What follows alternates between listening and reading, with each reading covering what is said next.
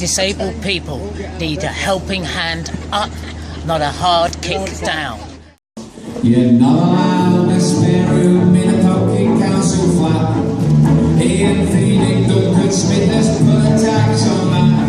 He says go find a smaller house, another come then come. The odds against you finding that at 99 to 1. Okay, have a go.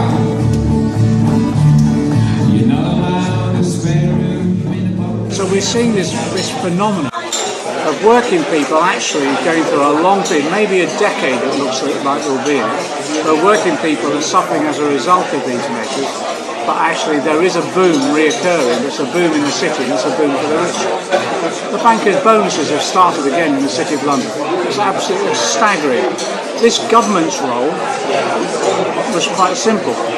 Solve the economic crisis on the backs of working people, make sure the people that they represent, and it's largely finance capital in the City of London and the wealthy elite, make sure they're protected and make sure that they can back into profitability as rapidly as possibly can. And that's what they're doing.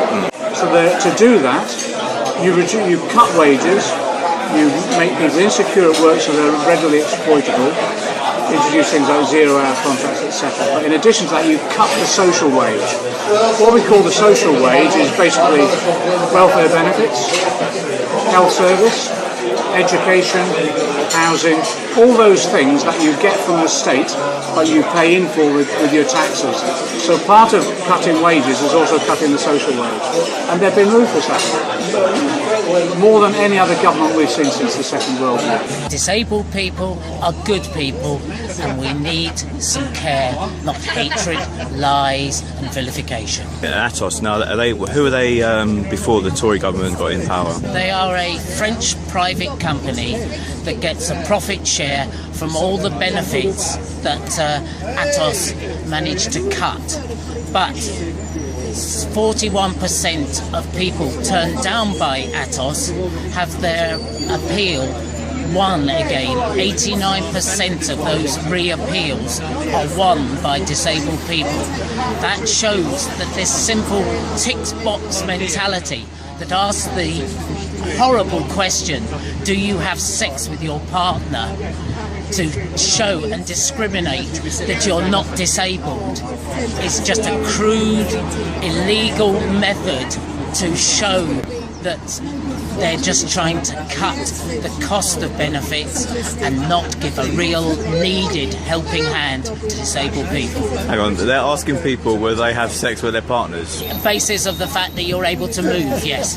Disgusting. A group of firefighters will be heading down to Chingford to go and see Ian Duncan Smith, head of the Department for Work and Pensions, to bring up some of the atrocious decisions and acts being made by ATOS in the name of the government. And save our pensions as well. I mean, ATOS I'm guessing that they will be involved in the Fire Brigade Occupational Health Service at some point, or there may be something to do within that service, because they're involved, they're across, they're like an infection in government. They are everywhere.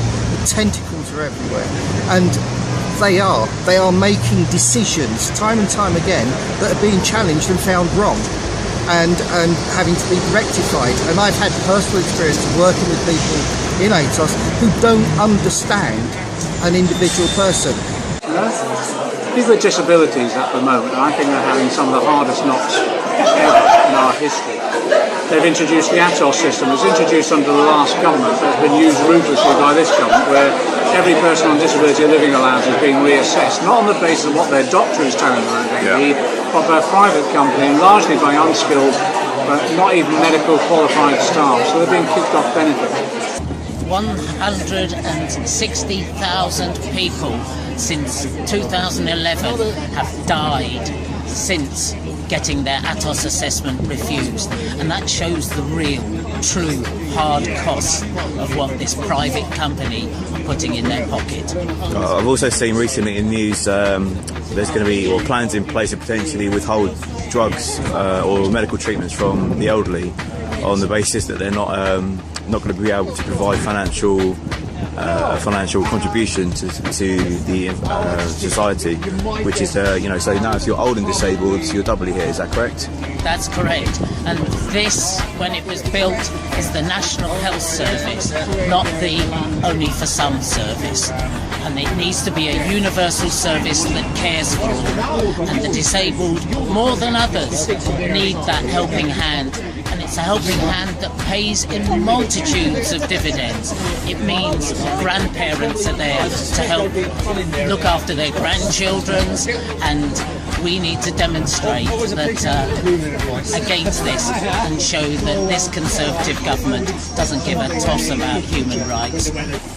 Hi there, my name's Marion, and I'm down from Glasgow to speak particularly on the bedroom tax. Being in London is really highlighting for me the fact that, Ian Duncan Smith and Cameron and all the rest of them are sitting down here on their £65,000 wage, along with all the other millions that they have, claiming their £160 a week food allowance, whilst women in Glasgow are being told by council workers to sell their telly to pay for their bedroom tax, and it's a double insult to me anyway, that these people are sitting down here in their spare mansions that the public are paying for, and yet they're telling me that as a disabled woman I am not entitled to a spare room so that when I get ill that my family can come and look after me. And I'm incensed by it, and the thing that I really love about the bedroom tax is it's the final straw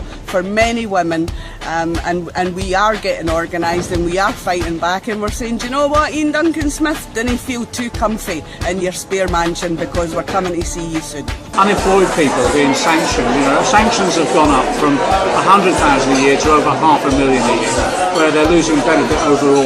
Anything up to 6 months. Some of them anything up to 3 years. That's the way that they're introducing sanctions, and they've introduced it in such a way that young people in particular are being hit the hardest. Young people now who turn up at the job centre, they're told they've got to go on voluntary work as part of their search for employment, basically paid for nothing, no wages for it. So the workfare programs that have been introduced, you go to work, you don't get pay, and then if you don't go to unpaid work, you then get disqualified from benefits. In the old days we had a word for that payment, working for nothing. It was called slavery, and that's what we're going back to.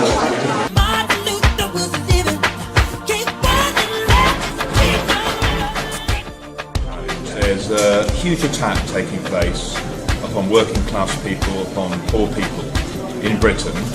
They're taking away benefits, they're taking away jobs, they're taking away wages, and they're attacking the absolute basics of the welfare state. And at the same time, the richest people in society are soaring away from the rest of us. The richest 1,000 people in Britain are now worth £449 billion, and their wealth has gone up £190 billion since the start of the crisis in 2009. To try and diffuse the anger over that, they're using racism and division. And it's really important that people stand together and say that wherever you came from, whether you're an immigrant or not, whether you're black or you're white, whether you're gay or straight, whether you're a woman or a man, that all of us are united in fighting back against the people who are the real problem in society, the rich, and the bosses, and the politicians who support them. The problem is not the Romanians and the Bulgarians, the problem is the Etonians. This ideologically motivated government is determined to restructure our society. And what we have seen, the evidence so far, is the rich get richer and the poor poorer. But not only this government, previous governments have done the same. And I hope they've learned their lesson. Well, if the crisis is caused by a shortage of funding, let's put that right. And if they want some ideas to start with, I've got two. I don't know, if you follow these things, but tax avoidance and tax evasion in this country cost £131 billion a year. That's more than enough to fill up the coffers of our public services.